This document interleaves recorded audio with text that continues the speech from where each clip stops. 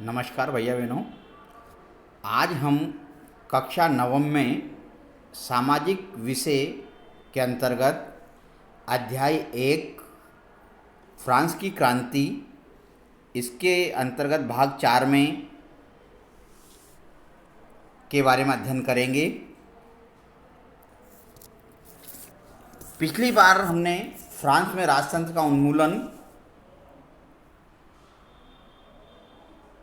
और गणतंत्र की स्थापना के बारे में पढ़ा था। उसी टॉपिक को हम आगे बढ़ाते हुए आगे हम पढ़ते हैं। देखिए, जैकोबिन क्लब के सदस्य मुख्यतः समाज के कम समृद्ध हिस्से से आते थे। जो जैकोबिन क्लब के जो सदस्य होते थे उनकी आर्थिक स्थिति सही नहीं थी। इनमें छोटे दुकानदार और कारीगर जैसे जूता बनाने वाले, पेस्ट्री बनाने वाले, घड़ी साज यानी घड़ी का कार्य करने वाले, छपाई करने वाले और नौकर और दिहाड़ी मजदूर इसमें शामिल थे। मतलब इनकी आर्थिक स्थिति सही नहीं थी। उनका नेता मैक्सिमिलियन रोबेस्पियर था। किनका? जैकोबिन क्लब के सदस्यों का। जैकोबिनों ने के एक बड़े वर्ग ने गोदी कामगारों की तरह धारीदार लंबी पतलून पहनने का निर्णय लिया। जो इसके सदस्य थे, जो कामगार थे, काम करने वाले इस क्लब के, उन्होंने एक धारी वाली लंबी पैंट पहनने का निश्चय किया। ऐसा उन्होंने समाज में फैशन परस्त वर्ग, खास तौर से घुटने तक पहने जाने वाले ब्रीचेस, घुटना पहनने वाले कुलीनों से खुद को अलग करने के लिए किया। मतलब उन्होंने एक लंबी पैंट पहनने का रिवाज चलाया, जो कि जो संपन्न वर्ग था उनके पहनावे से बिल्कुल अलग था। क्योंकि जो संपन्न वर्ग के लोग थे वो घुटने तक के कपड़े पहनते थे। यह ब्रीचेस पहनने वाले कुलीनों की सत्ता समाप्ति के ऐलान का उनका तरीका था। वो इसके द्वारा ये साबित करना चाहते थे कि वो जो कुलीनों की जो सत्ता है उसको समाप्त करना चाहते हैं। यहाँ पे देखो, नए शब्द के रूप में एक शब्द आया, कॉन्वेंट। कॉन्वेंट का मतलब क्या है? धार्मिक जीवन को समर्पित समूह की इमारत। ये एक इमारत थी जिसमें धार्मिक जीवन को समर्पित समूह के बारे में प्रदर्शित किया गया। आगे देखिए आप।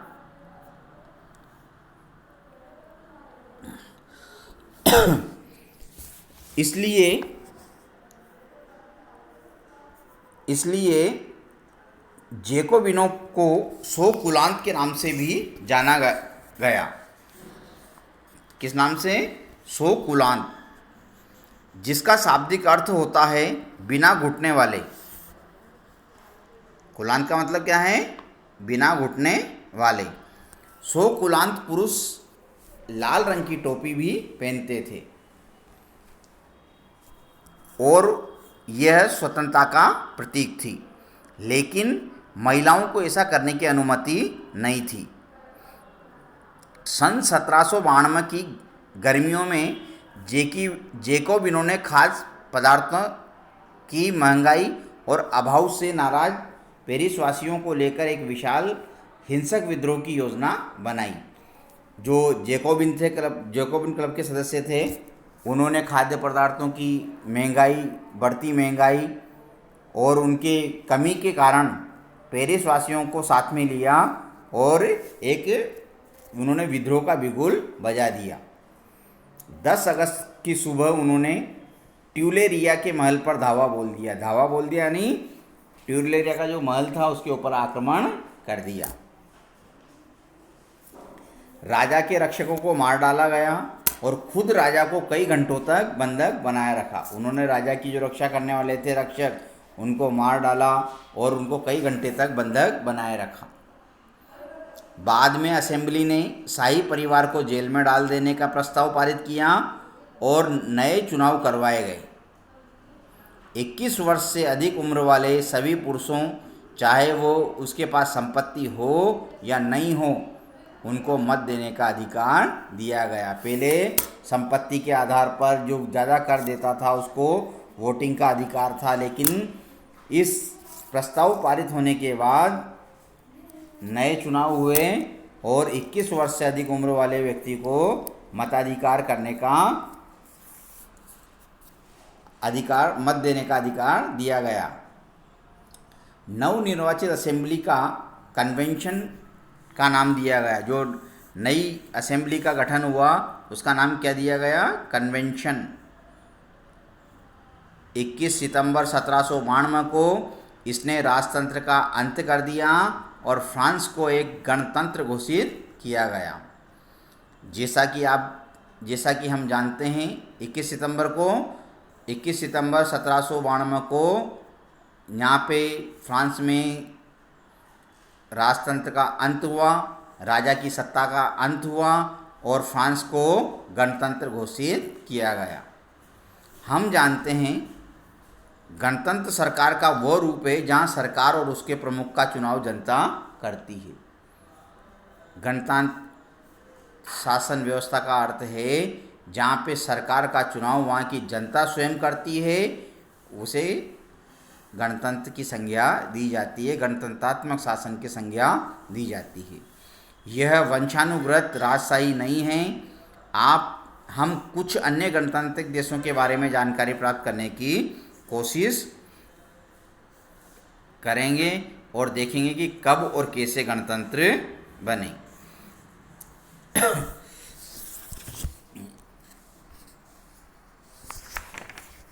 लुई 16वें को न्यायालय द्वारा देशद्रोह के आरोप में मौत की सज़ा सुना दी गई थी। जो लुई 16वां था फ्रांस का शासक, उसको देशद्रोह के आरोप लगाकर उसे मौत की सज़ा सुनाई गई। देखिए, देशद्रोह का मतलब क्या होता है? देशद्रोह का मतलब होता है अपने देश या सरकार से विश्वासघात करना। जब कोई अपने देश विरोधी कार्य करता है, देश के विपक्ष में कोई काम करता है, कोई जासूसी करता है, तो ऐसे कार्य को देशद्रोह की संज्ञा दी जाती है। तो उसके ऊपर ये देशद्रोह का आरोप लगाकर उसे मौत की सज़ा सुना दी गई। 21 जनवरी 1793 को प्लेस डी ला कॉनकॉर्ड में उसे सार्वजनिक रूप से फांसी दे दी गई। जल्द ही रानी मेरी एंतोइनेट का भी यही हश्र हुआ, मतलब उसको भी मार दिया गया। अब है आतंकवाद, आतंक का राज, यानी आतंक का मतलब हिंसा से है। देखिए, सन 1793 से लेकर 1794 तक के काल को आतंक का युग कहा जाता है। रोबेस्पियर ने नियंत्रण और दंड की सख्त नीति अपनाई। इस दौरान जो रोबेस्पियर था उसने नियंत्रण और दंड की सख्त नीति अपनाई। उसके हिसाब से गणतंत्र के जो भी शत्रु थे, कुलीन और पादरी, अन्य राजनीतिक दलों के सदस्य, उनकी कार्यशैली से असहमति रखने वाले पार्टी के सदस्य, उन सभी को गिरफ्तार करके जेल में डाल दिया गया। मतलब जो भी रोबेस्पियर के यानी गणतंत्र के विरोधी थे, उन सब के खिलाफ दंडात्मक कार्यवाही की गई, उनको जेल में डाल दिया गया गिरफ्तार करके, और एक क्रांतिकारी न्यायालय द्वारा उन पर मुकदमा चलाया गया। यदि न्यायालय उन्हें दोषी पाता तो जिलोटिन पर चढ़ाकर उसका सिर कलम कर दिया जाता था। अगर मान लीजिए जिन विद्रोहियों को गिरफ्तार किया गया था, यदि न्यायालय की दृष्टि में उन्हें दोषी पाया जाता था तो उनको जिलोटिन पर चढ़ाकर उनके सर को काट दिया जाता था। जिलोटिन दो खंभों के बीच लटकने वाली आरा मशीन थी। जिलोटिन क्या थी? जिलोटिन एक ऐसी आरा मशीन थी जो कि दो तारों के बीच में लटकी हुई रहती थी, जिस पर रखकर अपराधी का सिर धड़ से अलग कर दिया जाता था। इस मशीन का नाम इसके आविष्कारक डॉक्टर जिलोटिन के नाम पर पड़ा। इसका नाम जिलोटिन क्यों रखा गया? क्योंकि इस मशीन का आविष्कार डॉक्टर जिलोटिन के द्वारा किया गया था। रोबेस्पियर सरकार ने कानून बनाकर मजदूरी और कीमतों की अधिकतम सीमा तय कर दी।